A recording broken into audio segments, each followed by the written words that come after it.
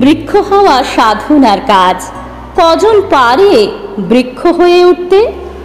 বৃক্ষ স্বাবলম্বী, তাই তার মেরুদণ্ড সোজা, শির দ্বারা সোজা রেখে ছুঁয়ে থাকে অনন্ত নীলিমা।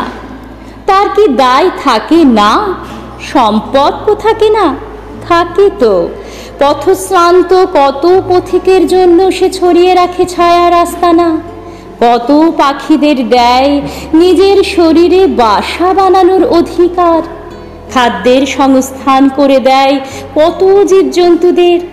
সে আজীবন কাজ করে, সম্পর্কদের যত্ন করে, লালন করে, কিন্তু কখনো সত্যের সঙ্গে আপোষ করে না। কোনো অন্যায় তাকে দিয়ে করিয়ে নেওয়া যায় না। বৃক্ষ কোনোদিন সমঝোতায় বিশ্বাস রাখে না। আসলে বৃক্ষ এতটাই স্বাধীন এবং স্বয়ংসম্পূর্ণ যে তার কারো কাছে কোনো কিছুর প্রত্যাশা নেই। আর প্রত্যাশা নেই বলেই সে কারো কাছে দাসখত লিখে দেয় না। এমনকি ঘাতক কাঠুরেকে দেখেও সে তার শাখা প্রশাখা নত করে না। নিজের আসন্ন মৃত্যুকে প্রত্যক্ষ করেও ঋজু হয়ে দাঁড়িয়ে থাকে শটান। জীবন ভিক্ষা তার স্বভাবে নেই, নত জানু হওয়া তার চেতনা বিরুদ্ধ।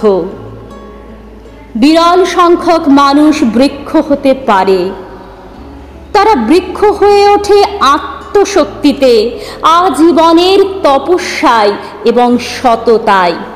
বেশিরভাগ মানুষই সে ক্ষমতা অর্জন করতে পারে না, কারণ তারা জীবন আর সময়ের সঙ্গে সমঝোতা করে।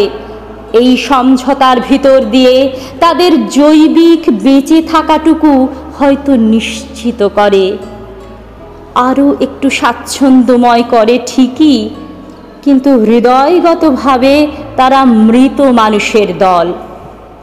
যা সত্য, যা ন্যায়, তার সঙ্গে আপোষ করে কোনো দিন বৃক্ষ হওয়া সম্ভব নয়। তাই কোনো কোনো মানুষ বৃক্ষ হয়, আর অধিকাংশ মানুষই থেকে যায় শুধুমাত্র মানুষ হয়ে, মৃত মানুষের সঙ্গ ও সমাজে।